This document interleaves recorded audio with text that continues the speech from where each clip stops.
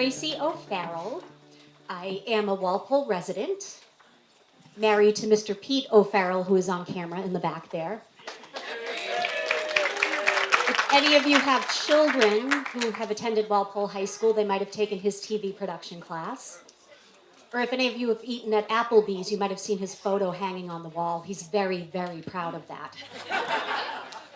So we thank you all so much for coming out to our Butterfly Effect storytelling event. I can tell you that you're going to be blown away when you hear the stories tonight. But we are going to get started by bringing up two very important people. We're going to start with some introductions, first by Pastor Anna Flowers.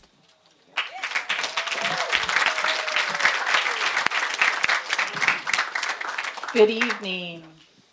My name is Reverend Anna Flowers. I'm the pastor here at United Church in Walpole, and I am so excited for tonight's event. This has been an event that has been dreamed of actually for a really long time. About 18 months ago, our church was in a process of dreaming and hoping and envisioning about how we could become better artists, how we could become better curators of art in our community. And we applied for a grant with the Lilly Foundation that sent me out to learn about the arts and then create some events here in Walpole to do the same thing with our community. And one of those events that was dreamed up was a storytelling event. And so we are so grateful for the Lilly Endowment for funding tonight's event and for those early dreamers from our church who helped envision what tonight could be. But I would be, yay! But I would be lying if I said that those early dreamers could quite envision this and how awesome tonight is going to be. Because one of the best things that our church decided to do as in planning this event was to reach out to our friends from Turning Point. And we are so excited to be doing tonight's event with the Turning Point community because you all know about transformation. You all know about the power of sharing stories. And so we are just so excited to be doing this event tonight with you and hearing all that you have to teach us and sharing community, laughter, tears, joy, and a little bit of artistry.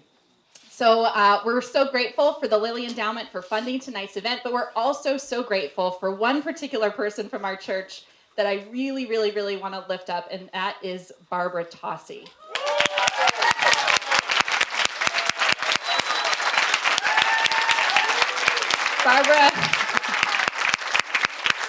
Barbara told me that her blood pressure has been going up this week. So Barbara, don't worry, you can take a big chill pill because tonight is already fabulous. And thank you so much for making that happen. And now I want to turn things over to Corey from Turning Point.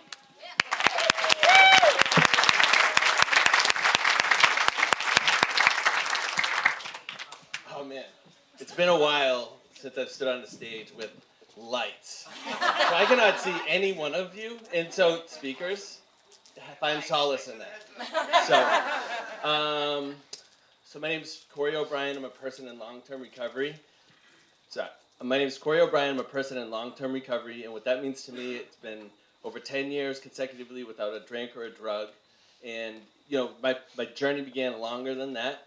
And also what that means to be me today is that I can be dependable, and I can be a dad, and I can, follow through on my intentions, and I can have positive impact in my family and in my community.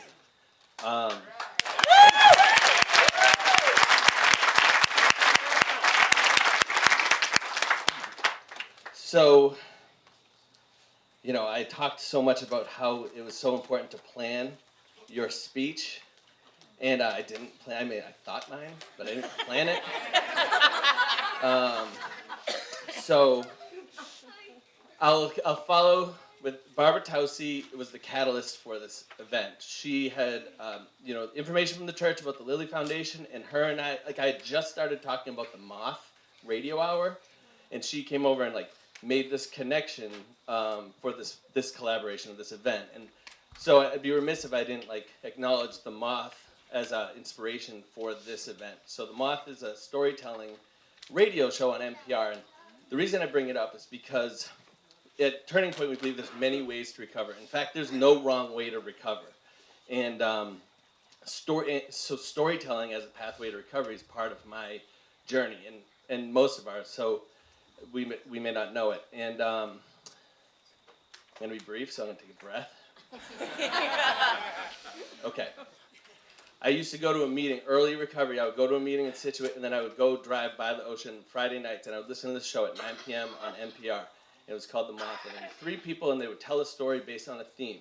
And it was in that, and it was, any kind of story. And in that, I connected to the emotions. I wanted to, one of the goals of my life was just to laugh when it was time to laugh, and cry when it was time to cry, and be appropriate in those things. Because before, it was backwards. I'd laugh when it was inappropriate, and cry when it was inappropriate. And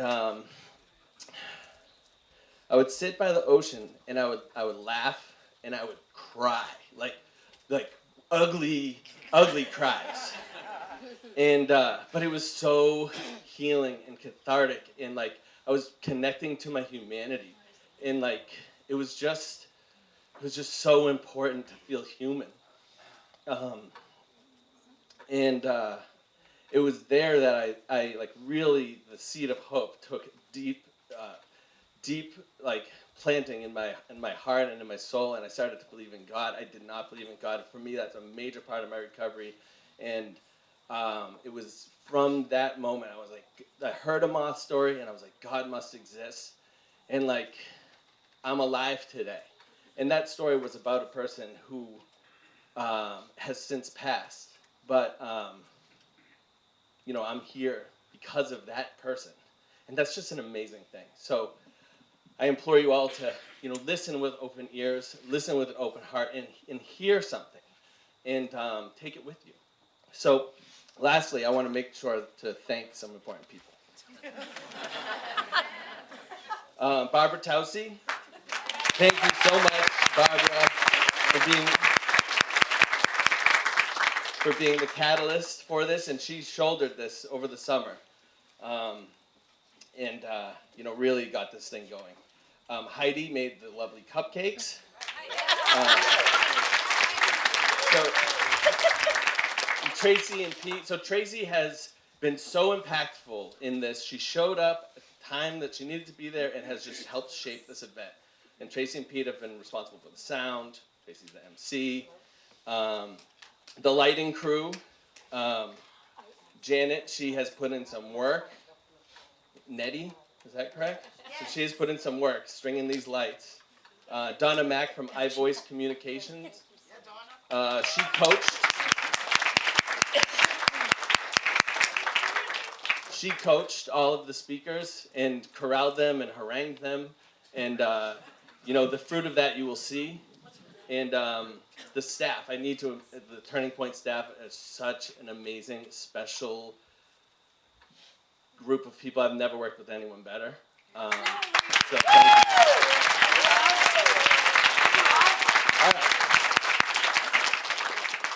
All right, now that's out of the way. Let's let the show begin. Thank you all.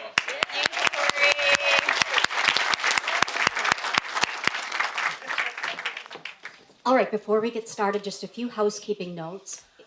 If you have your cell phone on you, which I'm sure we all do, just please make sure that it is on silent. Take as many photos as you'd like, but no flash photography during the show. Thanks for checking. That's awesome.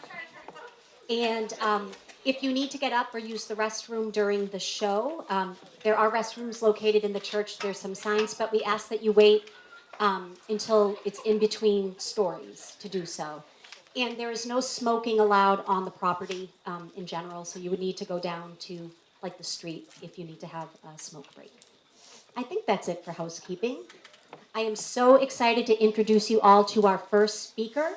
Her story is titled Picture Perfect. Ladies and gentlemen, please give a warm round of applause for Heather.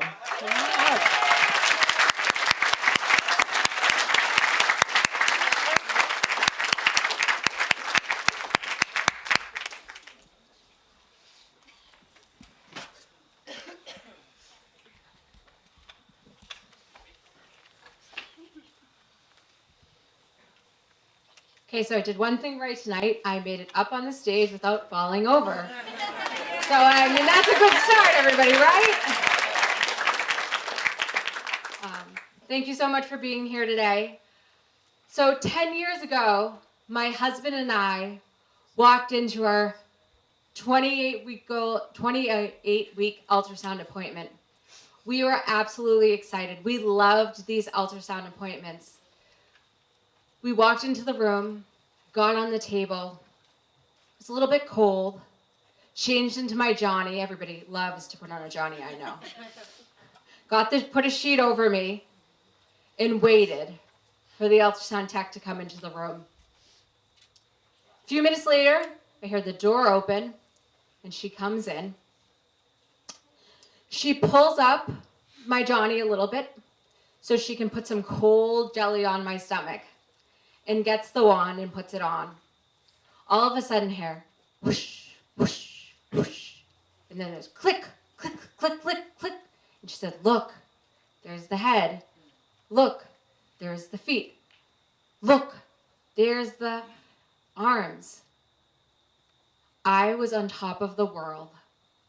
So let me tell you what got us there. So at age 11, I started with chronic illnesses. My life was not a cakewalk. It was a struggle for me through college and law school. But one day, I walked down the stairs of my law school and met my blind date. Now, everybody knows how blind dates usually go, right?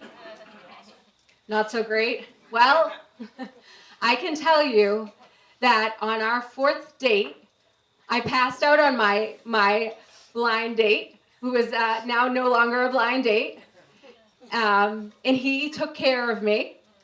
And then once a month, we would spend Saturday mornings at Brigham and Women's Hospital at the infusion center. Well, I sat in that big infusion chair with the IV in my arm, hooked up, and then that would be our date. And he would always take me out after for my favorite drink, Gatorade. Well, that went well, and we got married. Shortly after we got married, I went to see one of my doctors, and my doctor said to me, you know, Heather, if you want to get pregnant, you better do so sooner than later. It's like, okay, you're way worse than either of our parents. I mean, isn't it the parents that are supposed to put the pressure on for the grandkids, not the doctor? Well, he was right. On Father's Day morning, I was up at 5 a.m., and then I went back into the bedroom, and I woke my husband up, said, Happy Father's Day, Daddy, and showed him a positive pregnancy test. I really can't think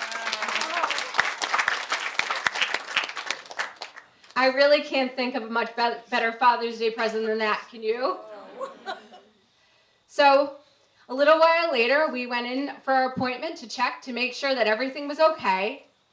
And when I was there for the ultrasound, in that same cold room with the same jelly and the same wand, the technician said to me, yes, the babies look just fine. Babies? We had no twins that ran in our family.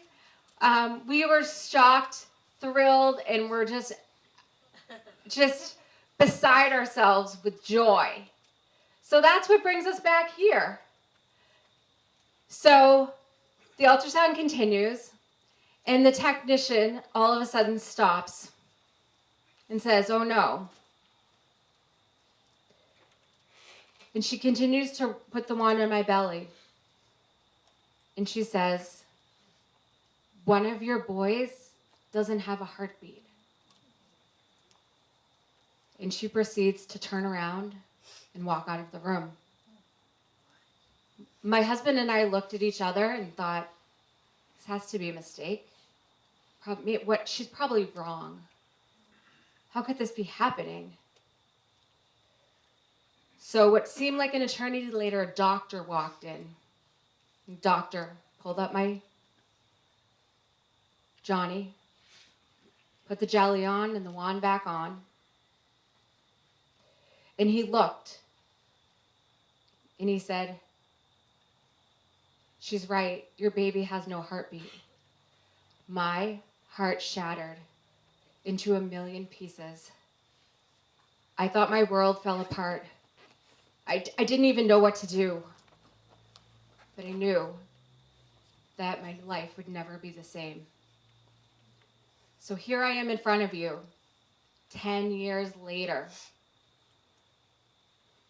My son Brandon, who was born at 28 weeks and spent 63 days in the NICU, is a happy, healthy, fun-loving, sassy fourth grader.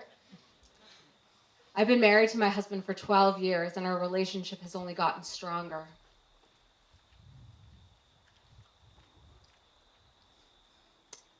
We started a memorial scholarship this year in the name of our son Andrew. And for 10 years, we have raised money for the March for Babies. And this year, we raised over $10,000.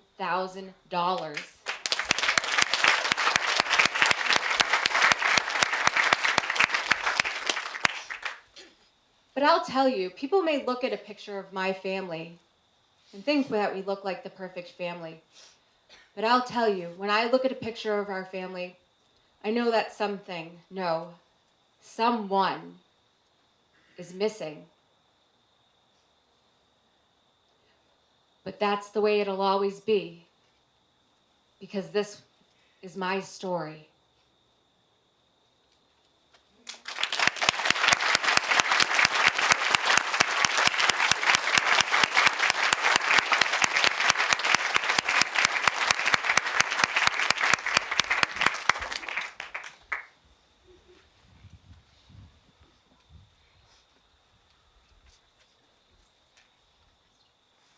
How about we have another round of applause again? Amazing job, Heather. Now might be a good time to point out that there is a packet of tissues on each table. That is precisely why I wore waterproof eyeliner and mascara tonight as well. So glad I did. I think a cleansing breath might be in order as well. So these stories are going to be heavy, but also so empowering and inspirational. And our next speaker to come up tonight, his story is titled Moments. So ladies and gentlemen, please welcome up Bill.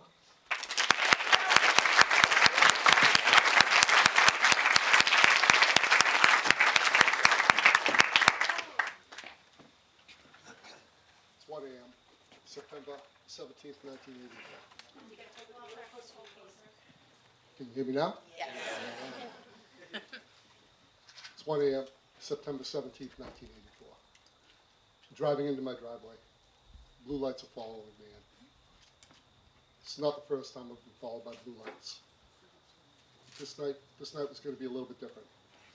38 years ago, this was hopefully going to be the last moment. As I'm getting out of my car, I thought to myself, if I throw my keys, they can't accuse me of driving. So as I run up to my stairs, I go to let myself in the house. The door was locked. Maybe I shouldn't have thrown my keys. One thing led to another, and I'm in the back of the cruiser. Been here before, many times before. Nothing unusual. The seeds of my life had been planted when I was very young. The way I approached life was not always pleasant, but it was mine. So we're cruising to the precinct. I'm thinking to myself, same it's ever been. No big deal. We get to the precinct. Next morning I wake up in the cell. I am thirsty. Oh man, am I thirsty. Seems everybody seemed to have forgot about Bill. It's just me in the toilet. Let me tell you, we make memories. October 24th, 1984. I'm standing in front of the judge. I secured a lawyer. He felt we could beat this charge. I was confident. I was cocky. The seeds were what they were. I was hard. I created my life. I was living it. Standing in front of the judge, that did happen. That charge was removed. A comma's a bitch. 1978, I had a DUI. Took classes. Never closed it out. There was a warrant for my arrest. Back in the day, there wasn't a lot of technology. They had to find you the old-fashioned way, put their fingers on you. Well, they had their fingers on me. So, judge imposed minimum mandatory 60 days in the house of correction. I was pissed. Was not happy about this whatsoever. Shame, blame, all the typical stuff that goes along with my life at that time. In the paddy wagon, handcuffed, going to the house of correction. A few other people in there with me, telling our stories how we're all victims. Typical, right? One thing led to another. I'm at the house of correction, enjoying intake. They're taking pictures of my tattoos. They're making sure that I'm not smuggling anything in. There's another memory. So these moments are adding up, folks. They're adding up. So I'm in the house of correction, enjoying my time, taking a shower. Next thing you know, a bar of soap lands in front of me. I'm like, really? Are you kidding me? I've seen these movies. Guy was making a joke. He and I both got there at the same time. Very similar story. It was interesting. He had an identical tattoo to me on the same arm. Very similar story. So I got to know him, got to know a lot of people. Probably the story that stuck with me the most is I'm speaking to somebody that had been there 17 times by the time they were 30 years old. I'm sitting there saying to myself, this is not the story that I want. My karma has been what it's been. The seeds planted in my life are what they are. Is this the story that I want? This is society's attempt to exorcise me from society, to remove me as a demon. Me and my demons, we play well together. I like my demons. A little while later on, playing pool. Guy I'm playing pool with, Wally is his name. Drops the 8-ball. Pulls it back out, puts it on the table. Says to the other guy, what he doesn't know won't hurt him. He said, I saw it. He got in my face. We had a couple words. Long story short, I didn't want the game to end. So what society had done is they put me in the house of correction. They were attempting to end my game. Change my story. I didn't know what my story was supposed to be. December 24th, 1984, they let me out. Night before Christmas. I meet my family the next day at Christmas, some friends talking, asking me how things went. I have bravado. I've been in jail. Not a big deal. I played it down. But really what was happening was I started to sound like the people in jail that I did not want to be associated with. That was their story. I did not want that to be my story. But it was my story. May 1985. I'm divorced. I have the ability to see my kids on Saturday from 10 a.m. to 6 p.m. I drop them off. It's 6 p.m. I'm at the bus stop. A friend of mine walks by that I went to high school with. Bill, how you doing? Oh, I'm doing great. I'm white-knuckling it. I'm not doing great. But we tell people everything's fine. Typical. Life is good. But really, was it good? It was better. I wasn't in jail. I was working. I had the ability to see my kids, but I was white-knuckling it.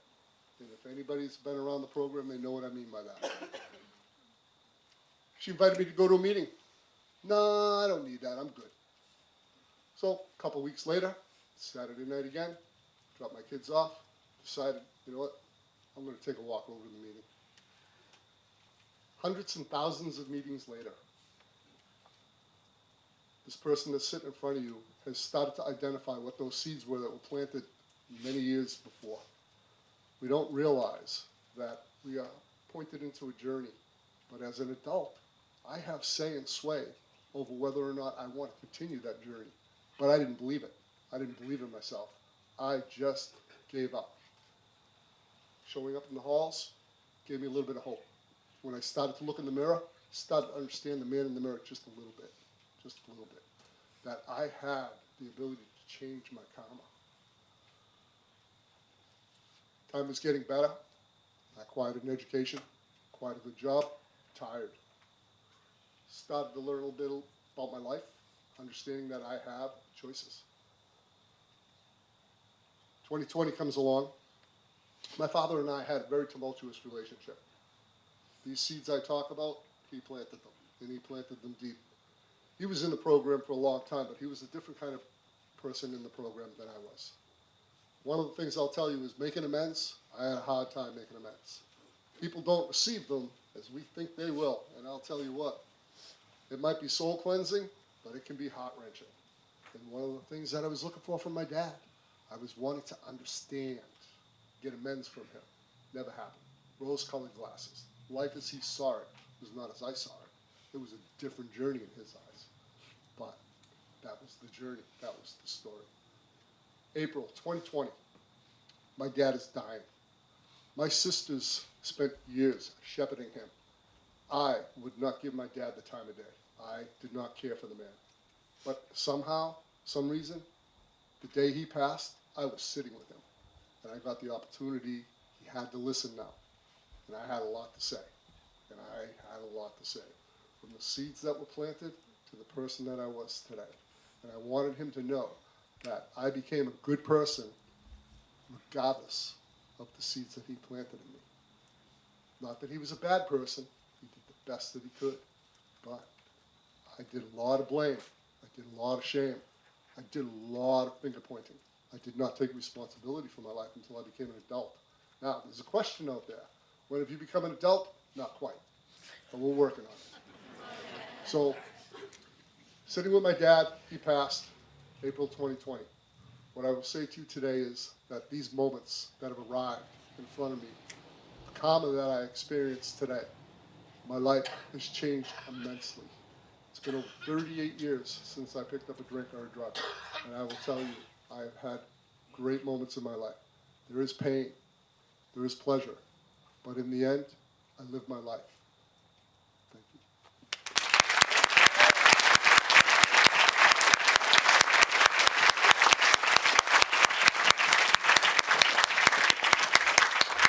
That was amazing, Bill.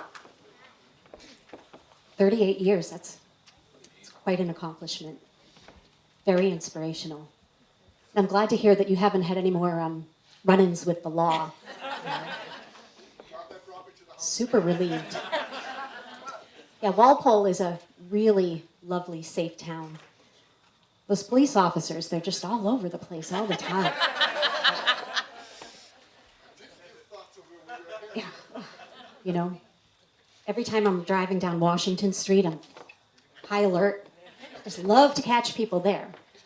I didn't always live in such a safe town as Walpole. The last place I lived, I had a break-in in my garage, and they stole my totem pole. I mean, how low can you go? Anyway, I know that was cheesy, sorry. Our next storyteller is going to tell a story called A Trip Down Stumbles Lane with My Main Flame. Ladies and gentlemen, please welcome Mark.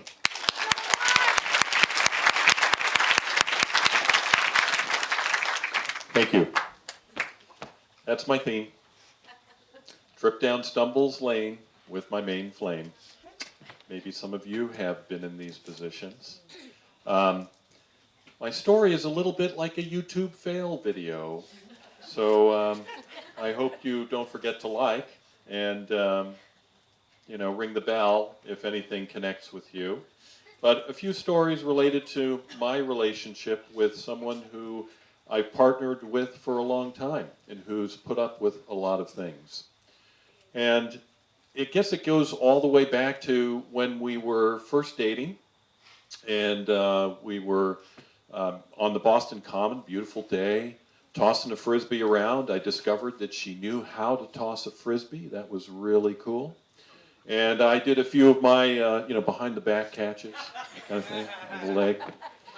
And I thought I would take it up a notch to impress her just a little bit more with my back flick off a park bench.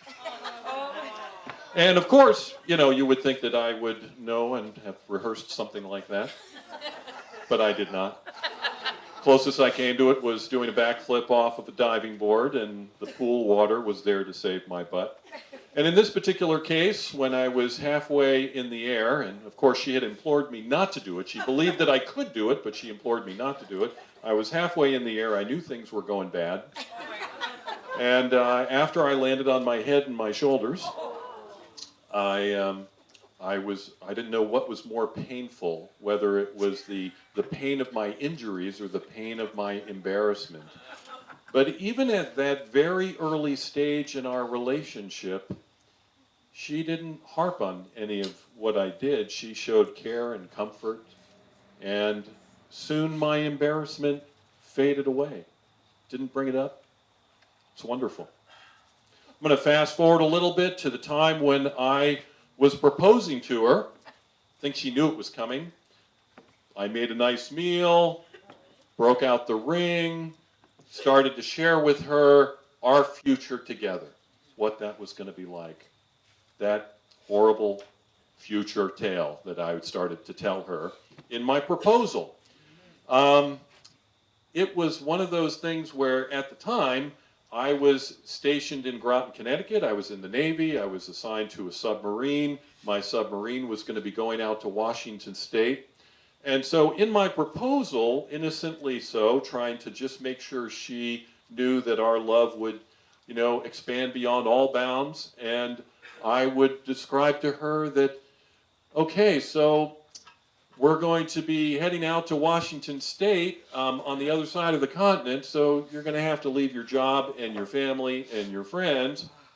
And oh, by the way, by the time when we get out there, I'll be going out to sea for 3 months at a time, so you'll be on your own. You know, that whole gold crew, blue crew kind of thing. And so, of course, I proposed to her, and I looked up to her with my loving puppy dog eyes, and you know what she said, of course, right? No, that's right. She said no. I was devastated, didn't understand why, was very confused. How could you pass up a deal like that? And it was 2 months later when I finally proposed again, and she accepted, and fine print and all that was involved there. So now we're in Washington State. Things are good, except for this basketball-sized hornet's nest that was in my shed in the backyard. And you didn't have Google back then, so you couldn't figure out, how to solve things like that. Of course, I had a great idea. So I enlisted my reluctant friend. We went out back, we taped some plastic up, we sprayed some insecticide in there. Of course, the bees got very angry. They looked for somebody to settle their score with. The tape didn't hold very well. My partner, my best buddy pal, just shook her head. And even then, she still loved me, even though I made mistakes like that. Fast forward a little bit further. I bought a microwave at an auction. Back then they were a bit more expensive and a little less disposable. And this particular one needed a repair. And I was pretty good with electronics, so I opened up the unit, and of course she saw what I was doing. She said, "Be careful. Electrical appliance there, be careful." And I don't know if you know this, but in microwaves there's this big electrical device called a capacitor. It holds a very heavy-duty charge, and there's a big warning sign, and it says, "Danger, discharge capacitor before servicing." Now look, I'm working on the door. I wasn't working on the capacitor, so I did not discharge it, but my elbow decided to discharge that capacitor. The crack was a bolt of lightning hitting me. She heard it. She came running in. She looked at me as I was dazed and confused, and finally realized this tango dance that I did with the microwave and how dangerous it was at the time. But even though I was foolish, she still loved me, and she still accepted me, and she didn't give me too much of a hard time about that. So we went, we had the microwave event, and things go forward and things develop, and not too long after that, and I'm sorry I'm blanking, I actually wrote all of this down, and I don't remember anything. So I hope you don't mind if I'm just winging it right now. Thank you. Look at that. Donna's over there. My coach is over there. The next one. Here's the topic. So we made it out to Walpole eventually, and actually I got this great bargain on an RV. It was awesome, and it was called the Turtle. It was the Turtle. And that was the model of it. It was the Turtle. And it was a wonderful bargain, but it was more of a bargain than I bargained for, because this RV, which was going to fulfill all my travel and camping dreams, And I thought they were our dreams, but I think it was my dreams.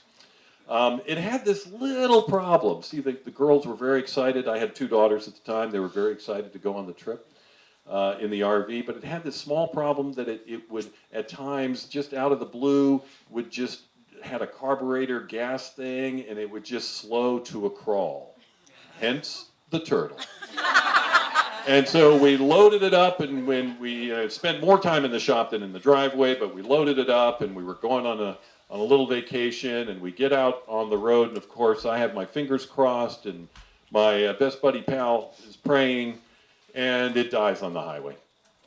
And my brother-in-law comes out, he bails us out, and we pack everything into his truck, and then the next day I go back out and I get that RV and I take it 25 miles per hour back to my house, a few miles. And so I took the turtle and we donated it. That, along with all my RV adventure dreams, went to a donation.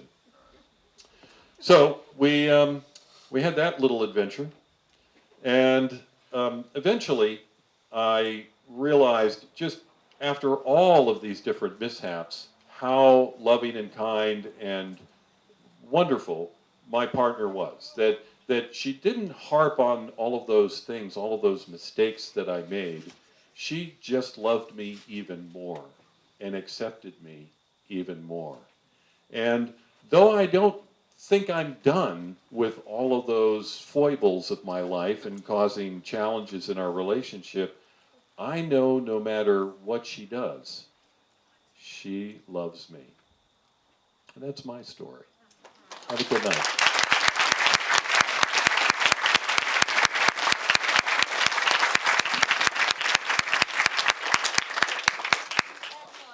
What a sweet story. And your wife is a saint. I would have come up sooner, but for some reason, I got stuck in my head. 1877 Cars for Kids. KARS, Car for Kids. So thanks a lot for that. I appreciate it. No, I'm just kidding. But that's nice that you donated your RV. My husband and I have gone back and forth about whether or not to do that. And the thought of getting stuck on the highway in an RV that's making me lean towards no, Pete. So, pre-owned. Makes me a little nervous. And we're not car repair-y types of people, and we don't know anybody who would come and get us and help us out. So, but yeah, that's great though. I wasn't sure where you were going with your story, and I was like, oh God, please don't say that she left him. Please don't say that she left him. So that's awesome that she's still with you. That's really great. Yeah. That must just be the pessimist in me, though. All right, so our next speaker, his story is called Prodigal Son. And this is Dan, ladies and gentlemen. Come on up, Dan.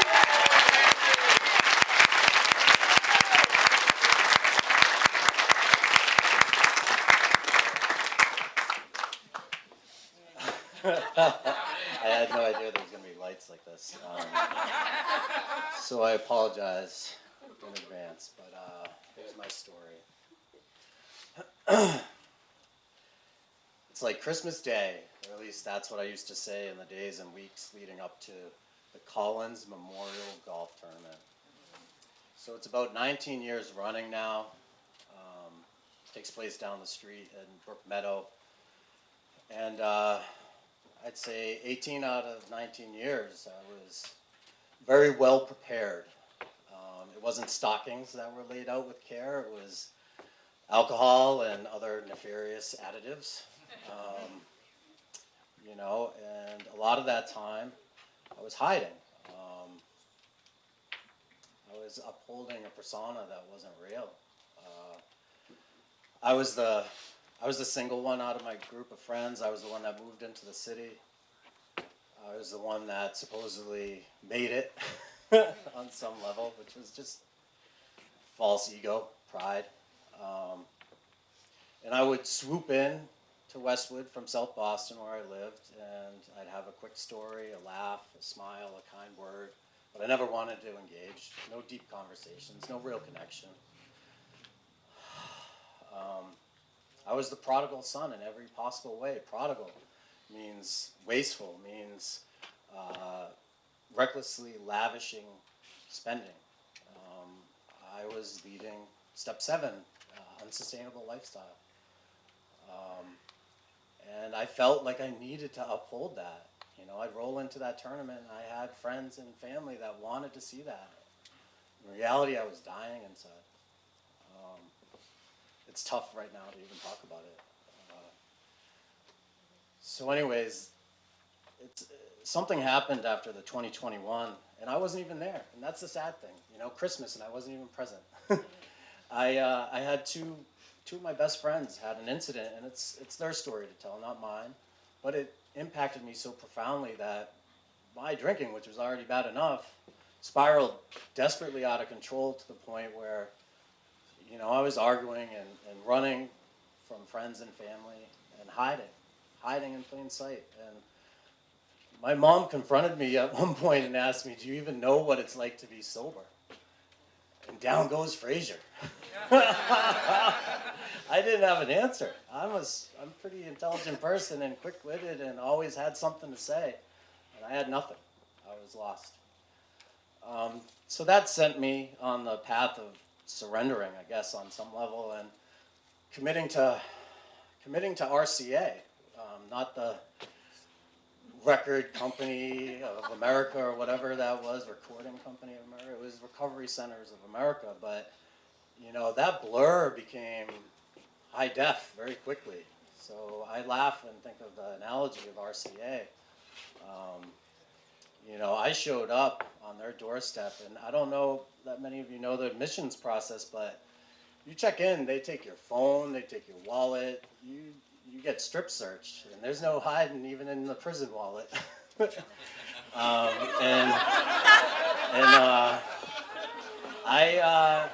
I was bare. I was literally and figuratively bare. I had no contacts, I had no money, I had no ego, no nothing. And there I learned humility. There I was brought straight down to my knees, and I was just me. And so that was the first event that, you know, kind of shook me. And then, you know, just a few days later, I'm in detox, and they give you the same clothes, and you're inmate number 156, whatever, and we're all dressed the same, and half the people can't get out of their beds because they're struggling. Well, I managed to get out, and I'm trying to make the best of a bad situation, and I'm with a couple people, and this RN, because it was so slow, she broke out her guitar, and I don't know how many people recognize the song when you first came in.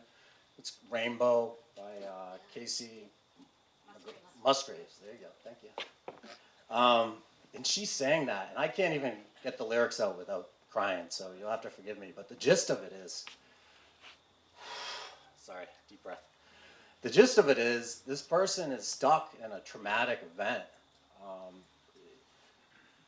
fight or flight, and trying to keep your head above the waterline, and believing that the storm is still going on, and they're holding on to the umbrella and wearing a jacket.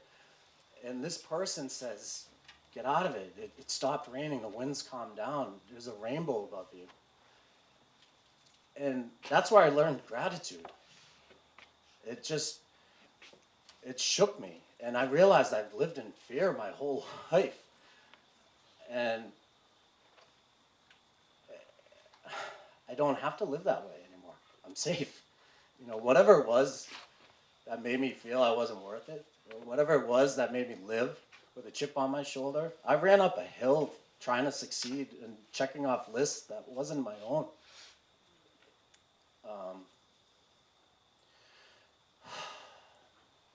So you fast forward, and I get out of RCA, and I find actually some friends here in AA, and they say you have to chase a meeting like you chased your drug of choice, whether it's alcohol or whatever.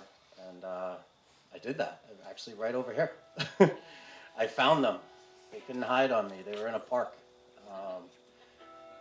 And I've continued to find help in whatever way, shape, or form I could.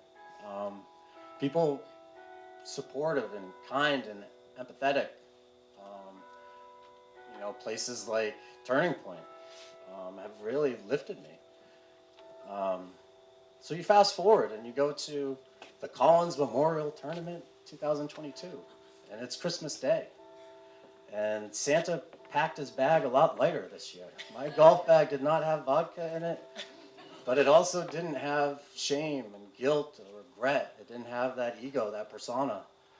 I was still there early, hitting golf balls, getting ready, hopes of winning, and rubbing it in people's faces again. That hasn't changed. But I was able to float through the crowd and actually engage with friends and family.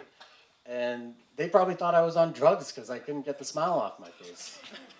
It was a gorgeous, beautiful day, not a cloud in the sky. The humidity had broke. It's always the third week in August, right around my birthday. You would think I would have celebrated properly the whole time, and I didn't. I never did. It was a surreal moment to be there sober, playing with friends. And we won.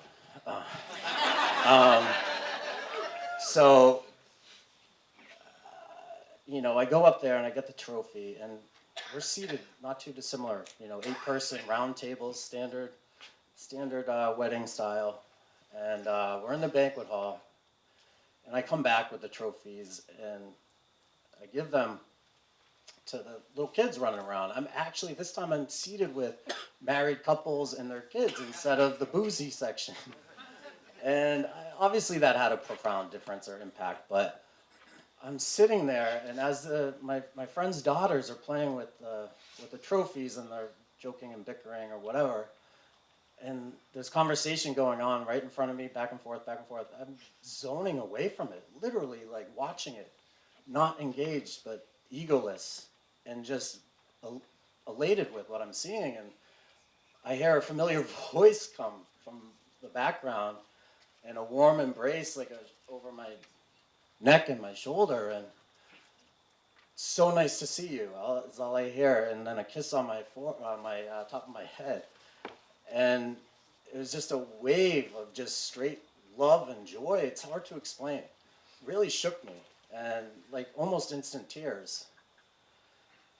And I realized how much I've missed. And to answer the question, what's it like to be sober? I live in high def now, and it's hard. It's not easy. But with support and empathy, and knowing that I'm doing the right thing, let's do the next right thing, and I can walk up here. I was scared to death coming up here. This is not me. I would tell this story to anybody who's listening, but I want to be seated at a table. I don't want to be up here alone. I'm part of a bigger whole, and that's what AA's taught me. It's what I always felt. It's more of a Buddhist thing, I think, but if anyone's out there that needed to hear this, that's what's most important to me. I'm standing here in the light now, and I was in the darkness, and we're taught that we're supposed to share that. It's not mine to keep. Whatever I found, it's not mine to keep, it's mine to share. So I think that's enough rambling. Thank you.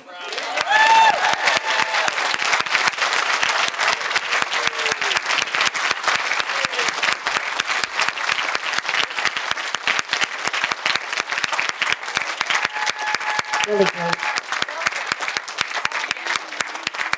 For those of us who have spent time in rooms, you may have heard the expression, the opposite of addiction is connection.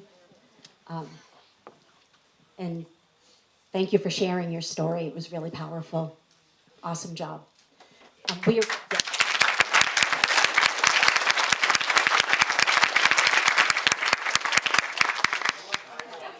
So I had the opportunity to peruse through some of these answers to our question, when did you realize you were an adult and no longer a child? I have some really great responses here. I 100% agree with this first one, which is still working on it. Another one, still working on that.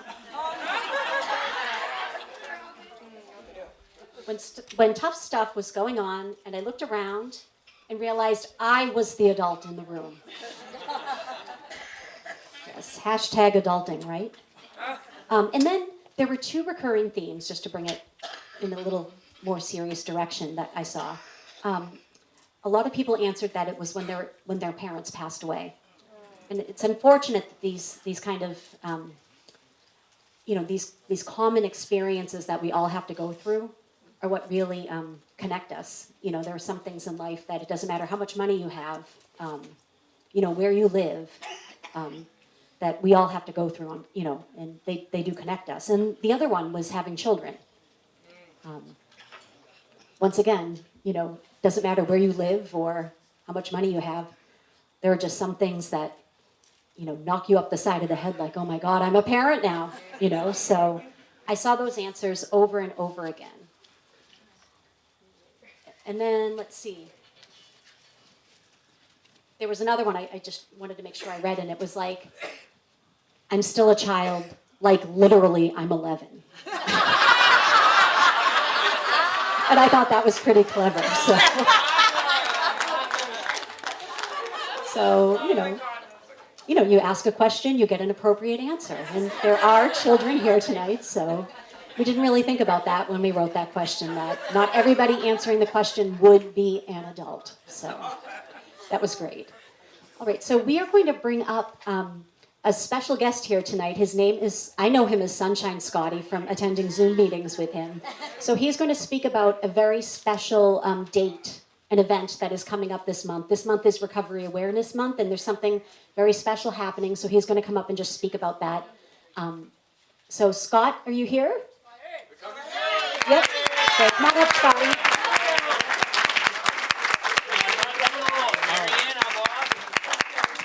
What's up, everybody? Wow. Corey, you weren't lying. It's blinding. I think Jill is here. Jill O'Brien and JJ. Give it up for Jill O'Brien, everybody. And, oh, this is much better. Marianne Frangoulis, the director of MORE, Massachusetts Organization for Addiction Recovery. We can use it as shield. And we have Noble Noel, the regional coordinator Southeast. And we want to invite all of you to our event on Thursday. It's Recovery Day. And I'm wondering if you say a couple words, Marianne.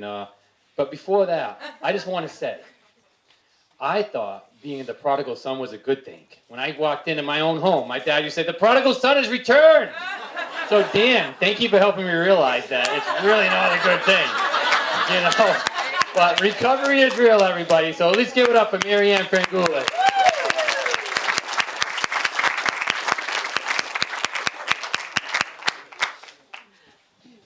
Hi, everybody. What a great event. Why don't we give it up for Turning Point? And the church is so wonderful. I'm so glad to be here with Jill and Scotty and Noel and all of you and Corey. This is one wonderful event. And it's all about storytelling. But so once you take your stories and you can come up to celebrate Recovery Month. It's coming Thursday, September 29th from 9:30 to 4. And guess what? You get to go to Parkman Bandstand at the Boston Common. Yes. And then you'll have wonderful speakers. And then we're going to march through downtown Boston. And what's the march? Oh, you get The chant. Hey, you can do the chant. Do the chant.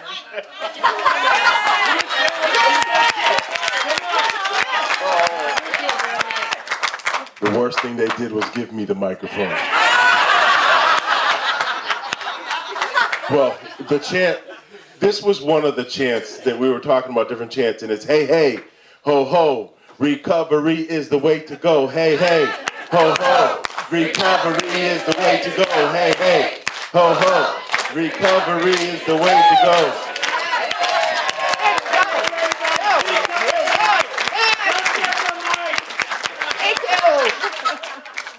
So we'll see you, if you can make it, 9:30 to 4, and we go to Faneuil Hall, and then you can get lunch at Quincy Market, Great. and then it's going to be just wonderful. And then Gerard, he's going to be with the Let's Give It Up Foundation.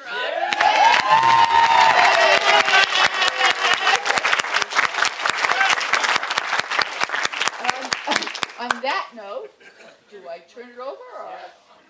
All right, thank you so much. Thank you for coming and letting us know about this other amazing opportunity too. Yeah, I know the lights make it very bright. It's just.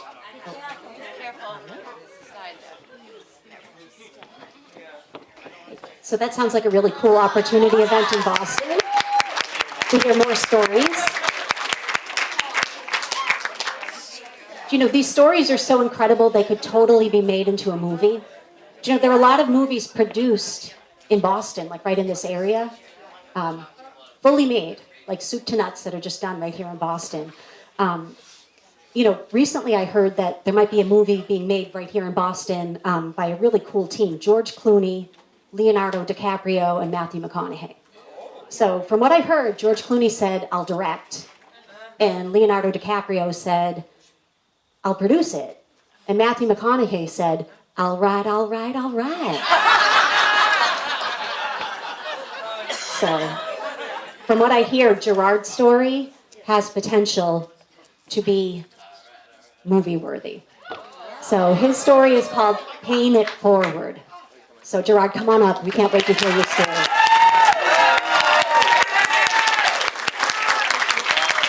Thanks, Tracy. This isn't like the campfire meeting at all.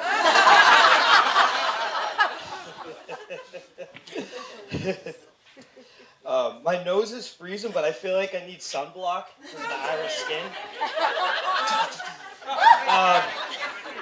I might get a sunburn, seriously. I grew up a very shy and anxious kid. That's where it all starts. And I remember that my very first day of elementary school, like it was yesterday. My mom fixing me up, sitting right over there. I can't see her, but she's over there somewhere, fixing me up, combing my hair. You know, just kind of standing at the doorway with tears in her eyes, waving goodbye to her oldest. My dad, poised as ever, on standby, ready to react to any sudden movements. The big yellow school bus coming up the street. Wall Street, Canton, if you know, you know. I had about 5 to 10 seconds to react. And react is what I did. I bolted in the opposite direction as fast as my little legs would carry me. And my dad was a lot quicker than I remember back then. He caught up to me. He scooped me up and he threw me on that bus. And it seemed like a few minutes. I was tearing up and I was a mess. You know, I was just a kid, very first day of school. And I remember looking up and everything was clear to me. Every person on that bus was staring at me, including the bus driver. And that's basically the precursor to my life. When I was a young child, I wore a t-shirt swimming because I was very subconscious of my body. Just a kid, you know. I had to wear earplugs swimming because of severe ear infection, so that didn't help with the shyness factor. Hold on, guys. I gotta put some earplugs in before I jump in with you all. I had red hair when I was a kid. Oh, I still do. Everybody out there that has red hair, shout out. We made it. That's not real.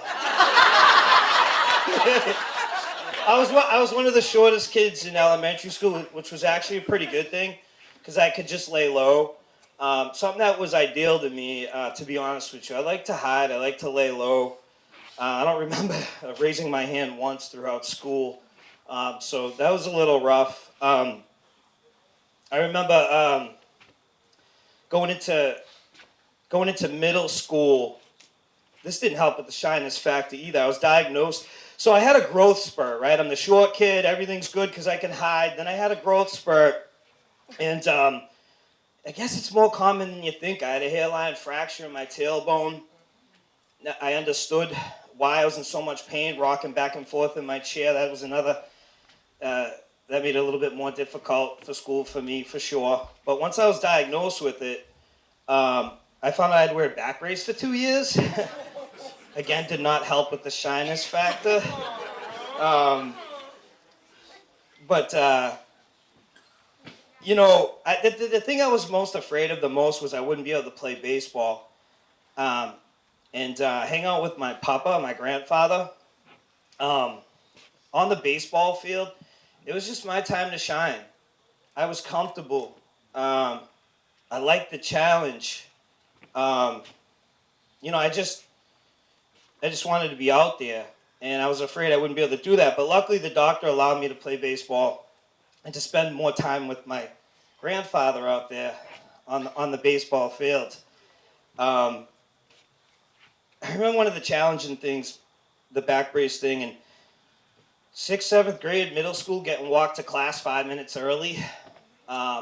So about, how many classes in a day? 6 to 8. Gerard, it's about 5 minutes. You got to leave early, right?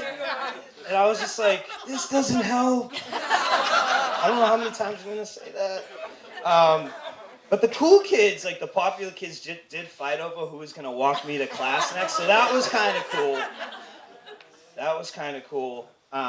Obviously they just wanted to smoke butts and skip out of class early. But and then I remember on to high school. I made it through middle school, on to high school. I started to settle in a little bit. And then my sophomore year of high school, right in the middle of it, my family moved from one town to another. My name was Donnie's cousin for the first 2 months. I was like, no, it's Gerard. And they're like, oh, yeah, Donnie's cousin. That's cool. I was like, oh, man. Again, I was getting walked to class 5 minutes early because I was the new kid. So it's like those childhood challenges just followed me everywhere I went. It wasn't easy. But again, I still had baseball. I still had hanging out with my grandfather, which I love daily. And that's what I did have going for me. Like I told you earlier before, that's where my confidence laid out there on the baseball field. I could just become somebody else, you know what I mean? I dictated the next pitch. And you, the batter, had to react. That was pretty cool. I could even hit you with the ball if I wanted to, so not that I did that.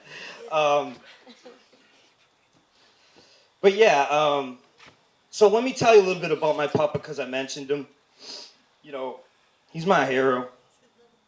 He was by my side the whole time. He was the type that we used to go to like the mall when the Dedham Mall still existed. We'd go everywhere. He'd take me everywhere. And people would be like, hey, Nikki. And I was just a kid in awe, like how everywhere we go, someone seems to know my grandfather, my papa. And he'd smile and he'd have like a 10-minute conversation with these people. And I'm talking all walks of life. It'd be like gangs of kids, like a married couple. It just didn't matter.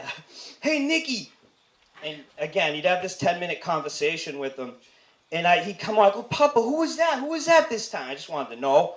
And he'd be like, he'd just look at me and he'd be like, I don't know. I have no clue. I have no clue. And he'd have that grin on his face. And I love that. And I just wanted that. I wanted to be like him. I wanted to be like, people to be like, hey, Gerard, or hey, G. And then talk to him for 10 minutes and have no clue who they are.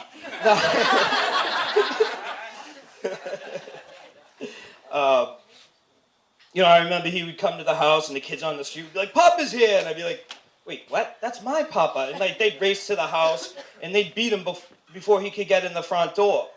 They'd meet him before he could get in, and he'd talk to the kids and he'd pull out Butterfinger candy bars and hand them out to the kids, and so that was cool too. But my grandfather, I started. It started to come to me. Everything that he taught me on that baseball field. Discipline, resilience. I have value. I have worth. I can compete. All that stuff that he taught me on the baseball field. It really translated to life. Like it wasn't even about baseball. It was about life, and that's pretty cool. My grandfather passed away in 2019 in March, and I was very blessed to be able to write and read his eulogy to the family. That was a pivotal moment for me. It was special. I just felt like his love and his smile and like everything just flowing through me, and it was almost like a passing of the torch to me, and that was a very special moment to me, like I said. And let me tell you, the person I am today compared to the person that I was. I'm not debilitatingly, but still shy. Guy you see before you. That was a sarcastic laugh. I didn't mention it before, but now I walk whatever road I choose, the long road or the short road. And what I forgot to mention was I used to, I got bullied a lot in high school. It sucked. I used to take the long road home to avoid them. And like, I'm talking about bullying. I'm talking about like shoved in the lockers, like picked on, roughed up, money taken from. Yeah, that happened to me. Sorry. And but now when I see people that may have been bullied, I try to listen to them and support them. Point out their strengths, pick them up a little bit. Believe in them when they can't believe in themselves, like my grandfather did with me. And today I realized that people that bully or bullied more than likely have been bullied themselves, or grew up in a hostile environment. And I pray for those.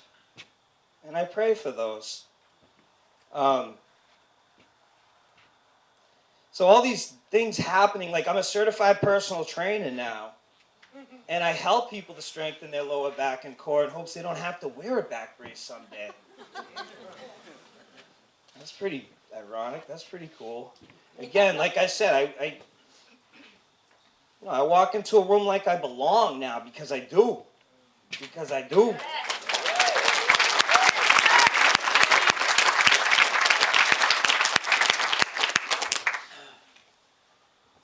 I'm on the mound of life, and I dictate what pitch I'm going to throw next.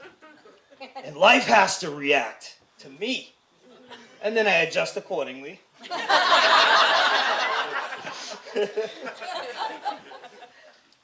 But, yeah, this whole time, like, Papa knew how to reach me and teach me.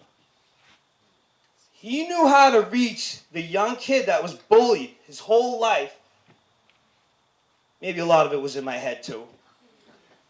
Happens, right? You're this shy and anxious kid your whole life. You think the world's out to get you. You're living in fear. But he knew how to tap into that fear and get the most out of it. And that is a gift. You know what I mean? He had it. And I just want to pay it forward. In this case, paying it forward. Spelled Payne, because his name was Nicholas Payne. And I love you, Papa. And I know you're with me tonight. I know you are. Payne it forward. And that's what I'm going to do every chance I get. Now I see the fire going in the background. It's a beautiful thing. But let me tell you, each and every day I wake up, instead of innings, I call them new beginnings. Thank you.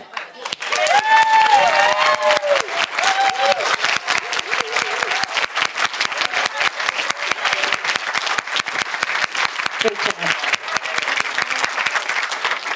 All anybody has to do is spend a little time here at Turning Point to know that you are paying it forward. All the time, for sure. I just switched careers recently, and I renewed my nursing license because I needed a change. I worked for Boston Public Schools for almost 2 decades.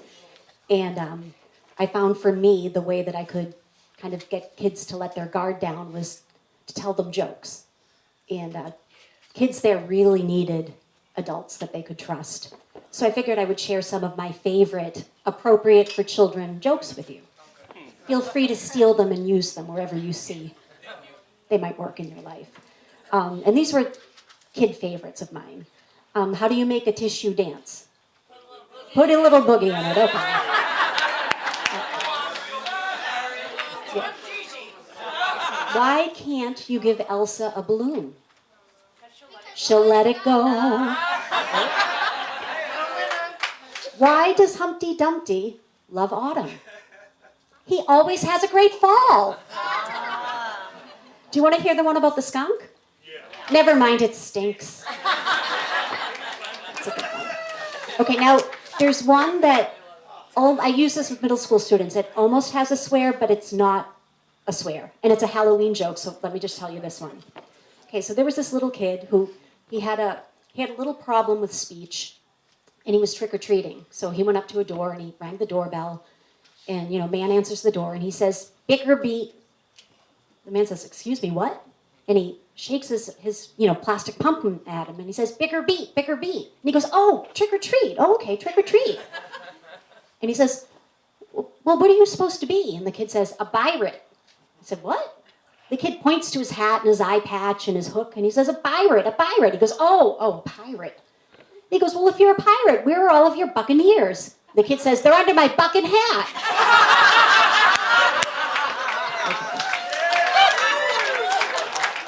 So, little Halloween joke for you, little Halloween humor. Okay. All right, so our next storyteller has a story titled "Against All Odds."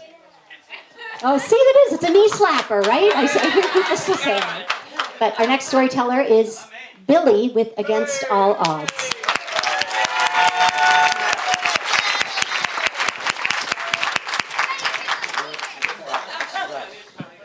All right, so hopefully I won't throw up, yeah. But so my name's Billy. I'm in recovery. Got 35 months, and I mean it's not 38 years or whatever that was, but for me that's a long time, I used for 25 years, and it beat the hell out of me, and I kept getting back in the ring with it, thinking things were going to be different, and they never were. So I lose my breath when I talk a little bit because 3 years ago I had open heart surgery. That's where my addiction led me. I'm a shoot to die heroin addict, and I'll tell you about it at the end there. So growing up as a little kid, I always felt like less than, I come in a room like this or anywhere and I judge my insides to everyone else's outsides and I lose every time, and my father was a college hockey ref and he was good. He was used to do the bean pod. He did the Travis Roy game and he got a lot of attention and it was always I was his shadow, and expected that I was going to play hockey and things were going to be awesome. And I got in schools and on teams that I probably shouldn't have got on, but he had a pretty big name and I always felt like I kind of sucked compared to everyone else and just always in my head, never comfortable in my own skin. I could never be anywhere without being in fear or being in pain and having no one to share it with. I was the baby of 5 kids. I was the only one that had the superstar father. So my brothers and sisters were I don't have a relationship. I have one sister that I talk to and 2 brothers that are dead. And my father's doing his laundry tonight, so he couldn't make it. And my mother's somewhere across country. So they weren't addicts. My mother was a gambler. But I know I try to do things. I'm trying to do things different than what I had, and I feel like I'm hard on my kid. He's 9. He's over there. He saved my life several times, and feel like I'm hard on him because I see the things he's going through, and it's identical to the things I went through. Not sure if you know the right answer in school, so you don't want to raise your hand. And if they're calling you, you'll say something stupid to distract the fact that you didn't know because you don't want them to know you didn't know. You know what I mean? And I don't know, man. I was in I got picked, sorry.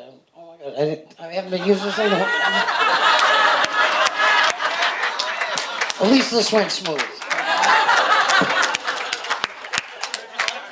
Huh.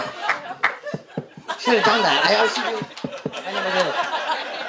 But anyway, so I was in '99. I got picked to go to Europe for Team USA New England, and it was like 10 days, Italy, Switzerland, and France, and like I had to go get some like fresh Adidas red, white, and blue shoes, so like that I'd look fly getting off the plane, and I was on Route 1 in Norwood Sunday morning, 10:20, and a drunk driver ran through the red light, and I was in a 5-car pileup and broke my back and like spent a long time in the hospital and never played hockey again, and like hockey was the only thing I ever like attempted to go for, you know, like it was like what I was expected to do because I didn't think I could do anything else, you know, like I'd see other people doing stuff and like in my head I'm like, how do they do that? Like how do you be an adult? You know what I mean? Like I like how I didn't have to introduce myself as like an alcoholic because like I could just keep going down the list. Like I'm an alcoholic, I'm an addict, I'm a liar, cheat, thief, manipulator, you know, but like today I didn't get high and I didn't have to be that person. You know, I went through a lot of hell. Like I gave everything to use because that was the only thing that took me away from me. You know, like I would have smoked ping pong balls if it didn't make me, you know, if it just took me out of myself. Like I just needed something to go between me and me because, like, it gets pretty loud. Like I could be in this room and I'm all by myself. You know, like in my head, screaming in silence, and I didn't know how to make the noise stop. You know, and I started using and. Like all of a sudden I was like comfortable where I was, what I was doing, with who it was with, and like I could live life, like I could enter the world if I was under the influence, you know, and that car accident, like I woke up with a little morphine, like the pump, every 7 minutes, like took the pain away, and he's like, yeah, every 7 minutes if you get a little pain, and yeah, that 7 minutes was like for 25 years, and I like spent 8 years in and out of prison. Like, anything I ever did was like the direct results of drugs or alcohol, and like I'm not that guy, you know. Like I'd sit in jail and I'd look around and like judge everybody again, you know, judging how I am, and I knew I had better in me. Like I'd be in those places, I'm like, this isn't me.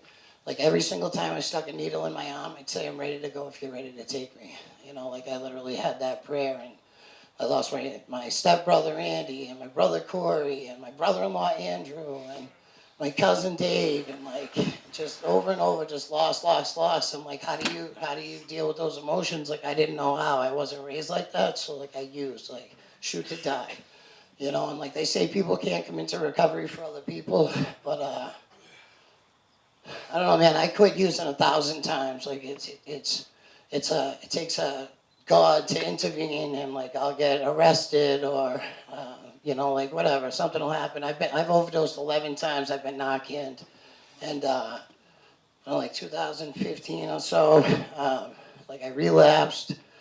So my girl told me like, you got to get out. You're not going to use here, and like that was at like 10 o'clock at night, and like 2 o'clock in the morning. They were like scraping my clothes, cutting me off because I was frozen to the deck, like everything released, and like dead on arrival, you know, dead on arrival. And I remember getting into the ambulance and like hearing my kid in my girl's arms, like, Daddy, no, Daddy, no. And like I sat up, and like I believe he saved my life that day. Like I shouldn't even have heard him. Like I was in the ambulance, and you know, fast forward a couple of years, because like I'd try to get clean, and I would just, you know, like white knuckle it, you know, like go in, spin dry, go into detox, like get out, work at a job, like skyrocket to the top, because like I gotta work twice as hard as everyone else, like just to feel even, you know, like just never like felt like I'm good, you know. And then I get to a point where I'm like at the top, and I'm like, like I can never keep up with this, you know, like how can I keep up this pace, you know, and like I tense up and I think like there's no way I can do it, and like it's time to run, you know. And like this time I didn't run, it's been 35 months, but like it was always the same thing, like being clean, trying to live dirty, like trying to still do all the lying, cheating, stealing, but when you do that stuff, you don't have substances in you, like I got a conscience, like, 'cause I'm not that guy, I don't want to do that stuff, you know. But for a long time, like that was my survival. So it was always like tug of war, like trying to like create this new identity, but at the same time, like, I only know how to live like this, and like, how do I live without putting something in my body, and how do I go back to that? And like, that's a loneliness that like only an alcoholic and an addict knows, you know? Excuse me. So like one of the times I was trying to do that new job thing, I'll like wrap it up with this because I don't know where I'm at, but I pulled into a gas station and like this guy pulled up and you know, I was like bragging, he got like a rap contract and like he threw me a couple bags and I was kind of nervous in the cameras because I like wasn't under the influence. I was like aware of them. So I like put it in my pocket. And like I used to brag, like, oh, like I go into detox, like, oh, I don't get high around my kids, like I'm a good dad. You know, like I'll push a cart of groceries out of the store so he doesn't go without and like think that's okay, you know. But anyway, so he gives me this stuff and I go home and like for a long time I like wouldn't put myself on his like school records because like I'm not a guy that can be responsible. Like you can't count on me. Like you can count on his mother and like put my father down. But like who knows where I'm gonna be, you know, like that's what I believed for a long time. And anyways, I was at the house and like I had, like I said, I had heart problems and I didn't know it. Like this was going on for 18 months and I would like use for a little while, go into detox and like I was off and on one of those things and like the antibiotics for like keeping it at bay. But anyway, so like I'm at the house, I'm all by myself, and like the mental gymnastics are going off, and I'm thinking like, oh man, I'd be able to do better at work tomorrow if I just did a little bit, you know, and I did it, and I was pissed because I thought it was fake, and I didn't feel anything, you know. And my kid came home with my father, and I remember coloring a little picture on the coffee table, and I got a phone call from Val like, hey, I'm at Dunkin' Donuts, do you want anything? And my father jumps up, like, I'm in our parking spot, so I'm going to go. So I was like, oh, buddy, I'm going to walk Grampy out. I'll be right back. And next thing you know, I wake up, I'm in the hospital, and I, like, reach for my phone. I see, like, everything's cut off again, and there's this, like, cap in my knee, and I'm, like, trying to rip it off. And the nurse was like, no, don't do that. So, you know, like apparently, like when you die and your veins are absolutely flatlined, they do this thing called interosseous, where they like drill a hole in your kneecap and shoot Narcan into your bone marrow. And so what happened was, like, I get on the phone and talk to Val, and I'm like, what happened? She's like, what do you think happened? You did it again. I was like, what do you mean? She's like, you did it again. Like, you did it again. You let us down again, you know? And I'm like, well, who found me? And she's like, Maddie. Maddie found you. And like that's my biggest fear. Like this kid's my hero. I remember like 2 years old, I'm putting a Superman bib on him, and he's like, Daddy, I Superman and you Superman. You know, and I like think like I'm this kid's hero. Like I'm either gonna get my together and like be a good guy, or he's gonna be like, I don't know, my daddy died in a Burger King bathroom when I was a kid. You know, and so I asked her to put him on the phone, and I was like, buddy, what happened? And like to this day, he thought it was like a chicken allergy. I'm allergic to chicken. Yes, really. But he thought like it was a chicken allergy. So I'm like, and this is like, today's the night that he knows because he's been asking questions and I've been trying not to hide stuff. And so anyways, I said, what happened? And he's like, well, Daddy, I heard a big bang and I went to go in the bathroom and you didn't answer. And so the door was locked. I'm like, well, what'd you do? He's like, I went into the kitchen drawer and got a bread tie, and I picked the lock. And I was like, oh, that's my kid, 6 years old. Yeah, he's mine. No DNA test needed. Like, that's my boy. And so I was like, what'd you do? And he's like, well, Dad, you were dead. And I tried giving you CPR, but you wouldn't wake up. So I ran down the hall, and I picked up the phone, and I did just what you said. I called 911. And then I went, so they could understand me. And the lady answered the phone and said, how can I help you? And I said, my dad's dead, come quick. And then I ran back and pumped your chest until Mom came home. And so like, they said to call time of death 3 times that day, like Val's best friend from the time she was a kid happened to be the cop that was on scene and like refused to stop pumping me. And like this guy randomly came from an interosseous training and was like just driving by. And I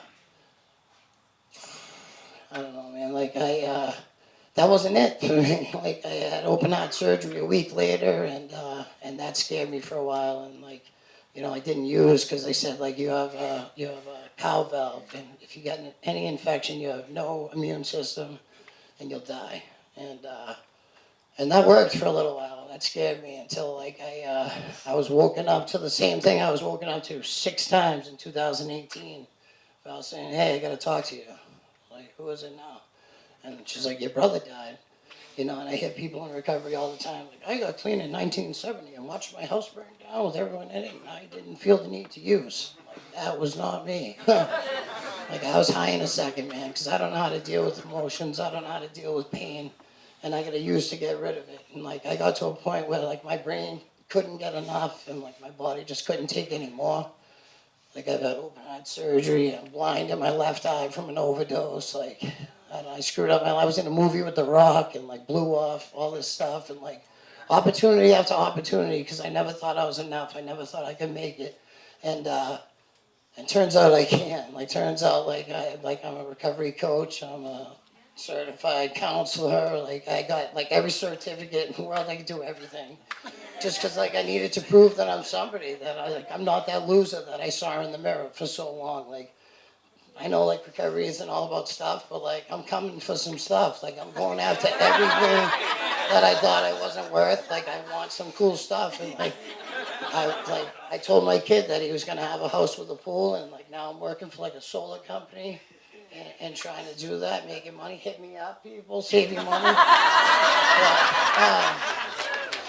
I told myself I wasn't gonna do that, but all right, so right now, so like I kind of like to say that like there was like 3 prayers that like when I was using, like it was like, God help me, like God please help me out of this, like either take me out because I can't live like this anymore, or like do something to help me get sober, you know. And like I got that, and then I got sober, and it was like, you know, like God give me a shiny car and like a good job, so like people don't think I'm a loser. Like let me like establish myself, so like I feel a little bit less of an addict and a little bit more of a person, you know. And like that started happening, and like now it's like God used me to like stop someone else from going through the pain that like I put everybody through, because so many people have tried to help me, and I like ripped the hearts right out of them, and like I never meant it. Like, you know, I said like I'd never use again so many times, and I meant it as much as I mean it today. But like I never did anything with it. Like I never had like a support network, and like I worked my ass off to stay clean, and like it's hard, man. I can't breathe every day, and like I don't want to go to work to do stuff. But like I told that kid he was gonna have a house with a pool, and like it's for him, man. It's for him, because I counted myself out like a long time ago. I never thought I was gonna make this. I never thought I could do it. And like, how do I come in and tell anybody about me? Like, because if you know about me, what I know about me, then you'll feel about me how I feel about me, and like, it's not gonna work, you know. Like that's what I believed for a long time, and turns out like people in here care about me when I couldn't care about myself, and like escorted me to success, you know. Like everybody's like self-made, but like only like the successful admit it. Like everything I ever got, I got on my own from the streets, and I'm coming to get some stuff. So thank you for letting me share.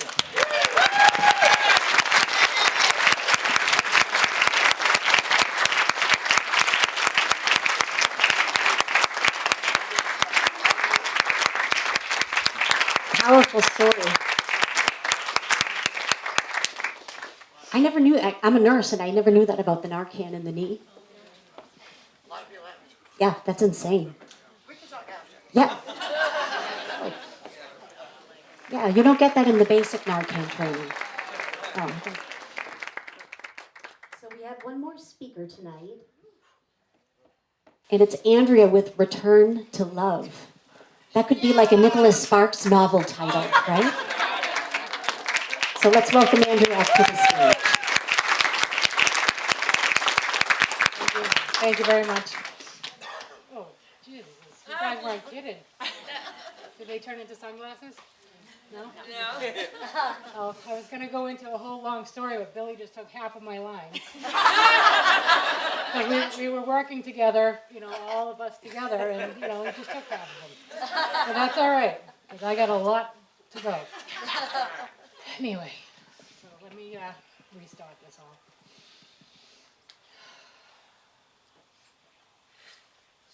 Can't even look up.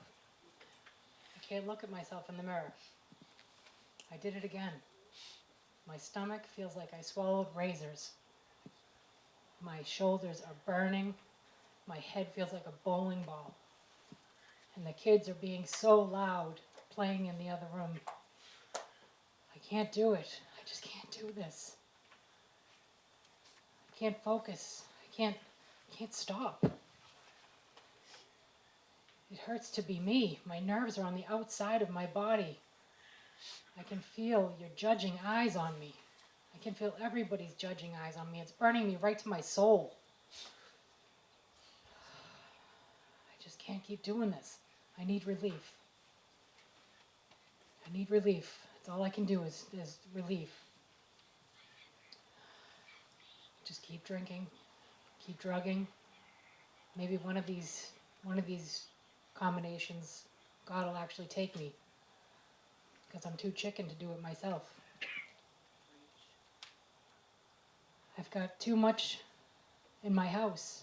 I've got 4 beautiful children, 2 beautiful stepdaughters, a gorgeous husband. But I can't see them. I can't feel them.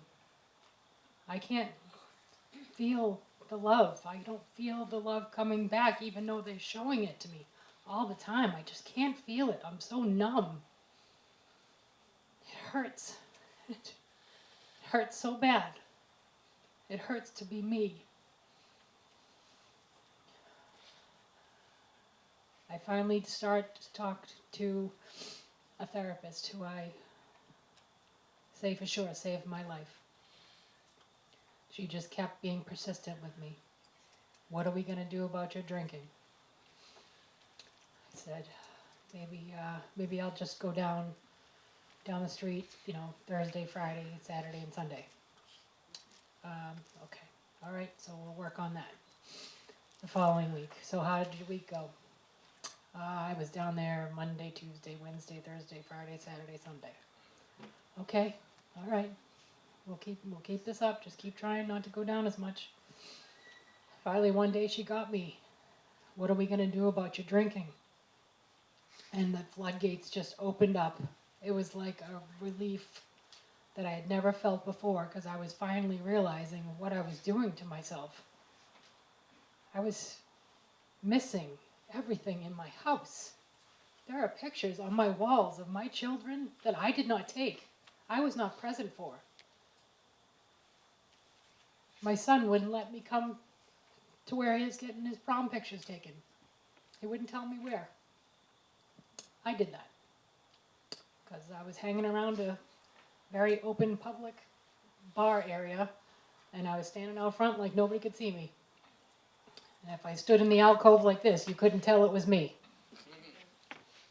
That's what the great mind of an alcoholic and an addict thinks.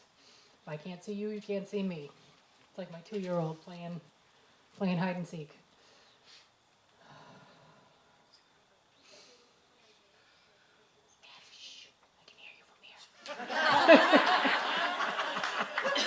That's my buddy. That's my buddy, my little best friend over there. I love him. Anyway,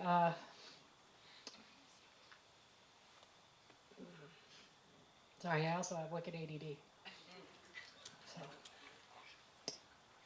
So my little children. Let me back it up here. I have, as I said, 4 beautiful kids, and my oldest girl, God love her.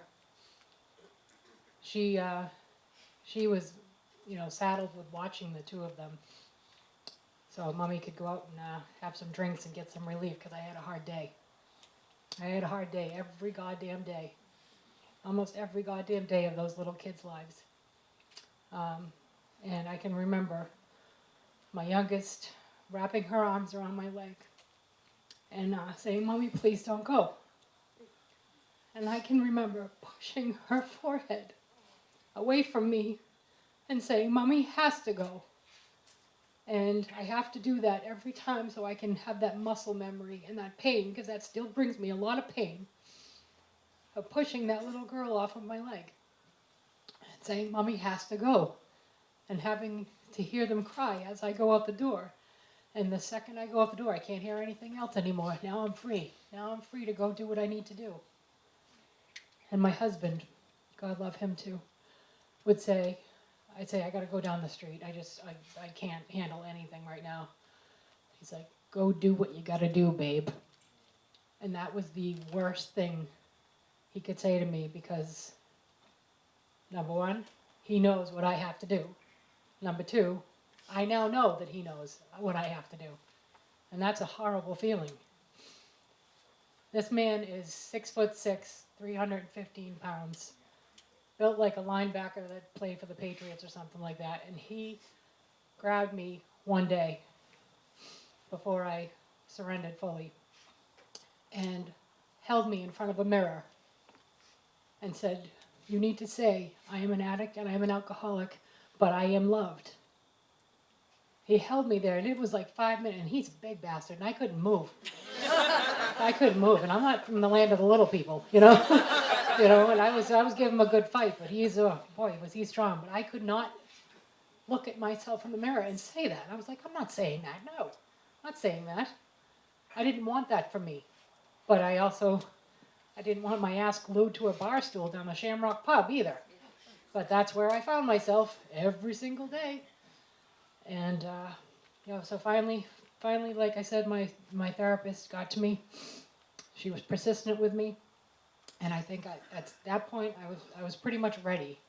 Because I realized that I was going nowhere. I kept making plans, but not doing anything. You know, the brain trust down the bar. We're gonna do these great things. Really? All right, I'll see you tomorrow. So that I finally surrendered, and I did. I ended up. I needed to be in a hospital because I quit drinking, drugs, and cigarettes all at once. Yeah, that requires hospitalization. So thank God I was able to. I drove myself there. I cranked butts the whole way there. Made myself gag repeatedly because I was like, I'm getting them all in. And it was not a good scene, but I did. I stayed there, and I can remember clearly the first meeting that I was in at the hospital, and when I said, my name is Andrea and I'm an alcoholic and an addict, it was almost like, you remember that the first time you said that? It was kind of like, okay, all right, I got this. Yeah, that's just the first thing that you have to go through in sobriety. But, it's baby steps are still steps, And I can remember saying, how do I find a higher power? And the guy was like, oh, you pick anything. Just pick the doorknob over there as long as it's not you. And I'm like, you want me to pick a doorknob to keep me sober? Are you kidding me? Do you know how bad I am? But then somebody else had said to me, you can just choose anything. So I chose my grandmother, my Nana. Absolute gem of a woman, like literally. I'm finally not being sarcastic. But no, she was an absolutely beautiful woman and probably the only female role model that I had full trust in. Because unfortunately everybody else has failed me. So I chose my Nana as my higher power, and that worked. That worked for a while, and then I started going to meetings and started talking to other alcoholics and addicts, and I was like, you guys feel like this too? You guys, my God, where have you been? Where have you been all my life? Like I felt like I was the only person that knew, just like it was already said, you're in a room full of people, but you're all alone. Oh, when it starts like getting like that at the bar, now you're really in trouble. So I started going to meetings, and then I found this woman started speaking, and I just was mesmerized by the light in her eyes, and the joy in her voice, and the faith that she had, and I was just watching her, and I said, she needs to be my sponsor. That's got to be her. That's got to be the one. And I did. I went up and asked her, and And God love her, her name is Evelyn. She's still my sponsor. And the reason why I bring her up is that my Nana's name was Evelyn. Yes, that is a direct God shot. Yep, right there. Yep. There's no denying that one. So now my higher power is not me. I just call it not me. Because if the second I put myself into a situation, I blow it up, and now I know that, and it's actually quite a relief not to be thinking I'm in charge of everything. But now I have what I now know as true friendships. Because barroom friends are not your friends. That's a very, very horrible thing to find out once you get sober. You're like, we were together like every single day. We texted each other every single day. I haven't heard from some of these people since the second I stopped going to that bar. And on a side note, that bar is closed down now. And I'm not saying it's my fault, but it's that guy's fault over there. My favorite drinking buddy is now my favorite sober buddy. But now, so I went from being an absolutely, I don't want to say the word debilitating, but that's all I can think of. You're a debilitatingly soul sick person to now I can stand in front of you and joke and laugh, and I am the best damn mother going. Yeah, go ahead.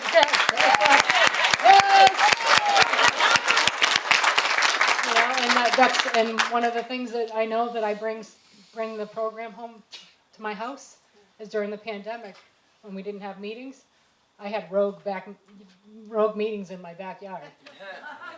Yeah, I was gotta still have something going on.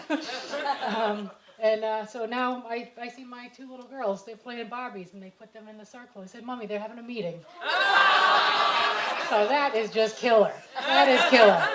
So I stand in front of you now as a woman of dignity and honor. I don't have any shame left, clearly. I'm not walking around with the weight of the world on my shoulders anymore because I gave something up that was taking me over. And if you're having a hard time, it can be done. We've all been living proof of it, and it's just a matter of connecting with each other. And it's already been said, connection is the opposite of addiction. So I love you all, and thank you very much for being part of my life and part of my sobriety.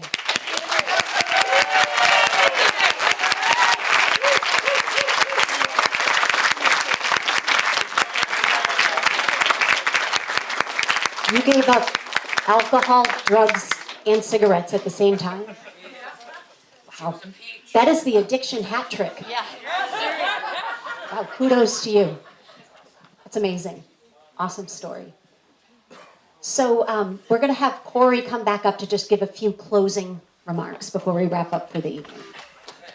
I'm going to give you the closing remarks. You've done amazing. Let's give it up for Tracy.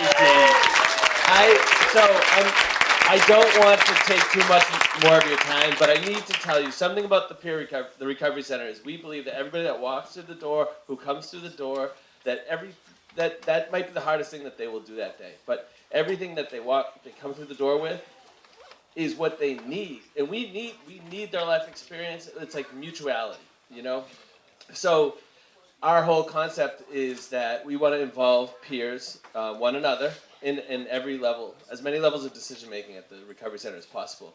So Tracy came along 2 weeks ago, and our MC had backed out. We didn't have a sound crew. We didn't have anything, and she just calmly and confidently was like, "I'll help," and just sat there and has absolutely crushed it. And that's it. Tracy's a peer, There's thank you so much. So a couple more thank yous. That's the old list. Did I mention Barbara Tausi?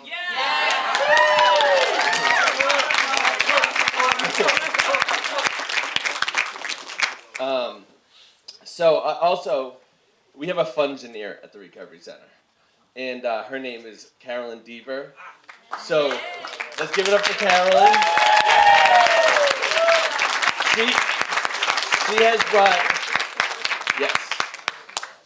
She has brought a serious level of fun and joy to the center and to our Facebook page.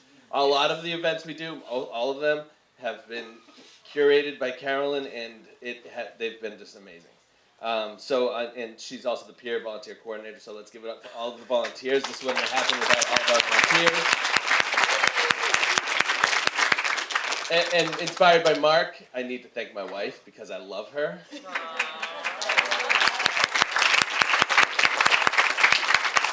And, Tracy, I'm sorry, I'm kind of taking over. Let's bring the speakers up for a last thank you. Let's have them all stand up here for a final bow. Yes, so we want to once again thank everybody for coming out tonight. Thank you so much. You've been a wonderful audience. And I'm sure that each and every one of you here has your own story to tell. We plan on having this event again next year, so think about your own story and what you can share with us.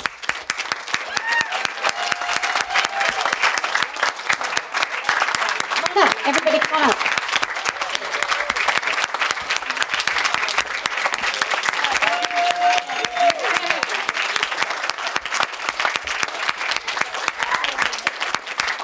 Why don't you take one final bow, or a bow?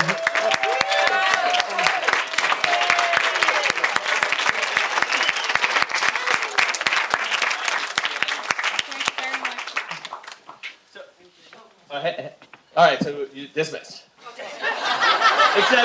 Except Gerard, I need to say something to Gerard. Yeah. So the Recovery Center celebrated our 3-year anniversary this year, but the following day was Gerard's birthday. So I'm hoping, if anybody's met Gerard, he is the most generous person with his time and himself. He is so incredibly giving and humble, and he expects nothing in return. And I would like to return and acknowledge him with his birthday. Can we all sing him happy birthday?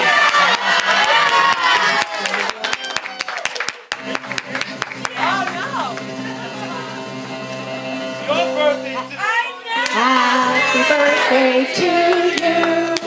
Happy birthday to you.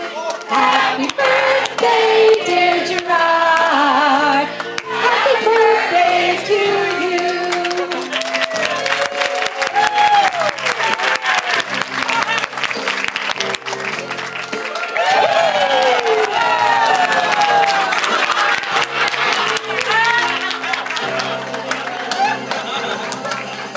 We weren't supposed to be trip candles on this thing. Spit on it.